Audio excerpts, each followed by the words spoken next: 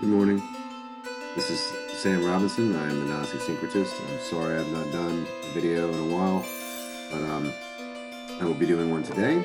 And today I would like to talk about the concept of reincarnation,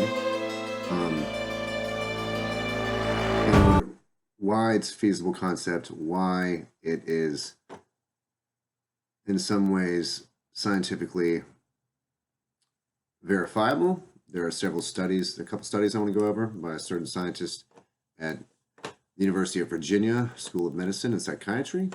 But first, I'd like to talk about my ideas upon it and why I think it's seemingly a quite feasible concept, and why the idea of heaven and hell would not be viable with natural law in any sense of the case. So, as we have talked about before in the Hermetic principles, you have the polarizing principle, the principle of polarity, and the principle of rhythm, and the principle of vibration, all of which state that there's a constant ebb and flow. There is a constant going back and forth between energy, and that energy is at a constant state of vibration. Nothing is static. So when I think about death and the afterlife, I would say that the idea of dying and going into a static hell or a static heaven, where energy thus becomes static, is not really all that feasible in terms of rhythms and cycles. That would be the end of a cycle and the end of a rhythm, and thus stagnation. And stagnation does not really occur in this universe, according to the Hermetic principles. For me, I understand the human spirit as energy.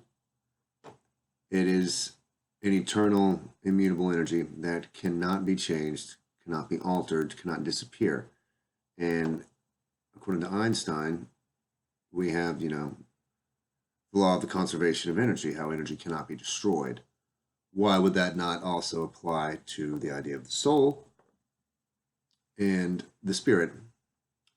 So I take that concept and run it through the gamut of the idea of reincarnation. Now, first of all, let me go over what I mean by reincarnation. And in the ancient world, they called it metempsychosis. And there's two types of reincarnation. One which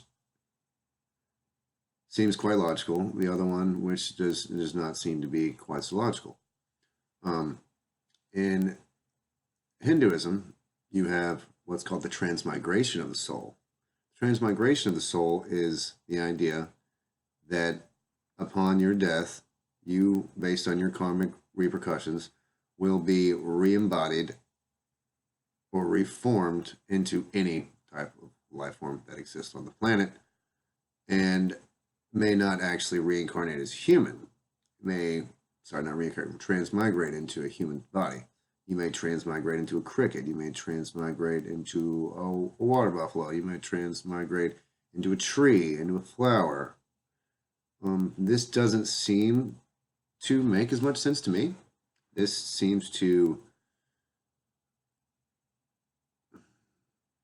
essentially, if you look at human souls as a type of specific frequency and energy signature, or a fractal, why would it go into a different type of energy signature, such as another type of animal, another type of tree, a plant? I don't really see that to make a whole lot of logical sense. I would think that each type of life form would reincarnate into its previous type of life form. Whether or not they remember it or not is seems to be somewhat rare, but not as rare as you would think. And I mean, no, I don't remember any of my past lives. I've not tried to do any trans-life migration. I mean, past life migration therapy to see if I can remember anything. I think that could be potentially dangerous and damaging if you don't do it properly, and I wouldn't necessarily recommend doing that. So, for me, transmigration of the soul, where any energy signature frequency from any being can be transferred into the energy signature of any other being doesn't sound quite logically viable to me. It doesn't sound necessarily like it's in, you know, resonance with the principles that I've been studying in Madame Blavatsky's work and Rudolf Steiner's works and the esoteric works that I've been looking into over the last year. And so I would say that in some way, I deny transmigration of the soul. However, reincarnation is an entirely different story where, the energy signature of that type of being in existence would reincarnate perpetually into the same type of energy signature body that it's used to being inhabited in, and would be the only way you could keep the energy cycle going, since everything's rhythm and everything is energy, and energy can't be destroyed, and there always has to be a constant rhythm. Thus, you cannot have a static past life. You can't. It wouldn't be able to occur under those circumstances. So for me, I would think that the only possible explanation, logically and within the dynamics of space-time and what we know of the principles, the only possible explanation would be reincarnation. And I'm not a Buddhist. I am not Hindu. I am my own person. I do not subscribe to any specific religion. I read esoteric concepts from all different systems, and I'm trying to syncretize them together. Thus my name, the syncretist.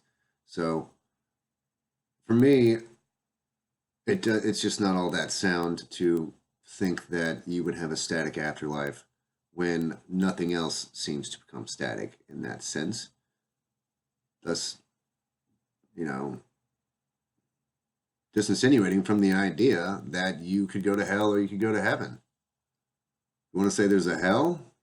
Well, maybe this is hell. And all that really means is this is a training ground for the soul, training ground for the spirit to evolve, learn, and come back again and again and again. And a myriad of perpetual experiences that are supposed to help in raising consciousness, and eventually you reach a stage where maybe you are able to escape the incarnation system because you've learned enough. And it may take many, many times. Some people may have not been reincarnated many times. Some may have been incarnated many times. The old soul idea and the new soul idea, or young soul idea, I should say. But let me go over an article I found that was extremely enlightening to me. It's called Revealed: The Science of Reincarnation Proof. Scientific proof that shows reincarnation is real. I found this recently. It came out in October of 2016.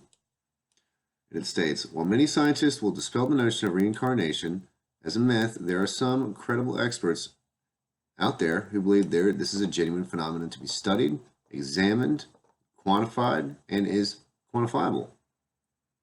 So let's dive in. Reincarnation is generally a religious concept that implies that upon a select few's death, their soul, mind, or consciousness is transferred into a newborn. I know it sounds like the stuff of fantasy, but some scientists do believe that this is a very possible, feasible concept. Dr. Ian Stevenson, former professor of psychiatry at the University of Virginia School of Medicine and former chair of the Department of Psychiatry and Neurology, dedicated the majority of his career to finding evidence of reincarnation until his death in 2007. Dr. Stevenson claimed to have found over 3,000 examples of reincarnation during his time, which he shared with the scientific community. In a study titled Birthmarks and Birth Defects Corresponding to Wounds on Deceased Persons, Dr. Stevenson used facial recognition to analyze similarities between the claimant and their alleged prior incarnation, while also studying the birthmarks. Very interesting. Very interesting. Didn't know anyone had done such a study, and also had a high position within the university. He wrote in his study, about 35% of children who claim to remember previous lives have birthmarks and or birth defects that they or adult informants attribute to wounds on a person whose life the child remembers. In cases of 210, such children have been investigated. The birthmarks were usually areas of hairless, puckered skin. Some were areas of little or no pigmentation, hypopigmented macules. Others were areas of increased pigmentation, hyperpigmented navy. The birth defects were nearly always of rare types. In cases in which a deceased person was identified, the details of whose lives unmistakably matched the child's statements, a close correspondence was nearly always found between the birthmarks and or birth defects on the child and the wounds on the deceased person. In 43 out of 49 cases, that is an extremely high statistical number. 43 out of 49. That's an A. That's a B plus or an A if you want to grade the paper. In 43 out of 49 cases in which a medical document, usually a postmortem report, was obtained, it confirmed the correspondence between wounds and birthmarks or birth defects. Wow. To me, that's incredible. That's incredible, and should lead anyone with an open mind to look at this idea again. In a separate study, Dr. Stevenson interviewed 3 children who claimed to remember aspects of their previous lives. The children made 30 to 40 statements, each regarding memories that they themselves had not experienced. And through verification, he found that up to 92%, you hear me again? 92% of the statements were correct. The article published on Scientific Exploration, Dr. Stevenson wrote it was possible in each case to find a family that had lost a member whose life corresponded to the subject's statement. The statements of the subject, taken as a group, were sufficiently specific so that they could not have corresponded to the life of any other person. We believe we have excluded normal transmission of correct information to the subjects and that they obtained the correct information that they showed about the concerned deceased person by some paranormal process. Now, I found this article absolutely fascinating. You can look up this man, Dr. Ian Stevenson. Unfortunately, he's no longer with us. He died in 2006. But once again, let me restate who he is. Dr. Ian Stevenson, a former professor of psychiatry at the University of Virginia School of Medicine and former chair of the Department of Psychiatry and Neurology until his death in 2007. What a man. Now, let me bring up another article by the similar people.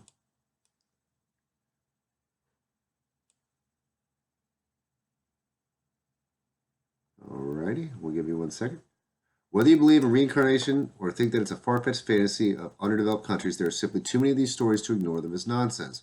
They don't only occur in nations where people have a history of accepting reincarnation, like India, Sri Lanka, Turkey, Lebanon, Thailand, Myanmar. Research has found cases on all continents except Antarctica. Well, that's as far as you can take it right there. In fact, the Division of Perceptual Studies at the University of Virginia has investigated more than 2,500 cases of people worldwide who remember their previous lives. The founder and director, from the guy we just mentioned, Dr. Ian Stevenson, was him. When he retired in 1996, Dr. Jim Tucker took over as leader of the division's past life research. In 2008, 2 years after Ian Stevenson's death, Tucker published a review of an investigation by his predecessor that seems to point to reincarnation. Stevenson, when he was chairman of the Department of Psychiatry at the University of Virginia, worked on a review of another 44 cases, as we were mentioning. While he was working, he heard about other cases and took a trip to India and Sri Lanka, where he investigated a number of cases. He came to the conclusion that the phenomenon of people who remember their past lives is much more common than he had previously realized. He found several common threads that were not mentioned in the previous article. Usually it's a young child that remember they have somebody and been somebody else. This happens typically around age 2 or 3. The memory is spontaneous and doesn't seem to be triggered by anything in the current family. Interestingly, the research has found that there is an average of only 16 months between birth in the current life and the death of the previous personality. In the majority of cases, 70%, the death involved natural circumstances like violence or drowning. It's a high number, 70%. If these children who usually stop making past life statements by age 6 or 7 can remember details about their previous life circumstances, like an address or names of family members, people have often gone and followed it up. Regularly, they find that the details indeed can be confirmed. For many people, this is proof that the person had a previous life and has been reincarnated. For others, it proves nothing. But there's more. In addition to the purported memories, a number of the children have had birthmarks or birth defects that appeared to match the wounds, usually fatal ones, suffered by previous personalities, Tucker writes. There is one case I'd like to mention. One case is a boy from Thailand, Chennai Chumaleawand. When he was 3 years old, he remembered being a teacher named Buakai. He remembered that he had been shot and killed one day as he rode his bike to school. He begged to be taken to his parents, Buakai's parents. He knew the name of the village. His grandmother took him to the village. He then found the addresses and appeared to recognize the people living there as his previous parents. Upon investigation, Stevenson found out from the teacher's widow that her husband had been shot from the back because the small round wound on the back of his head was consistent with an entry wound, whereas the larger wound on his forehead was typical of an exit wound. Here's the real kicker, though. Chennai was born with 2 birthmarks, a small round birthmark on the back of his head and a larger, more irregularly shaped one on the front. That's fascinating. Today, 24% of Americans and more than 75 million people across all religions believe in reincarnation, but I'm not asking you to believe. I'm asking you, could it possibly be more than a belief? Will science eventually one day find out whether this phenomenon is entirely true and, in that case, negate the fear of death? For me, that has done so. Thank you for being with me here today. Feel free to comment, subscribe, like. I will be doing more videos this year. I wanted to do this one on reincarnation, metempsychosis as they call it in the esoteric philosophies. And I hope you all have a great day. Once again, this is the Gnostic Syncretist, Sam Robinson. And thank you for coming to join my channel and watch. Hope you enjoyed it.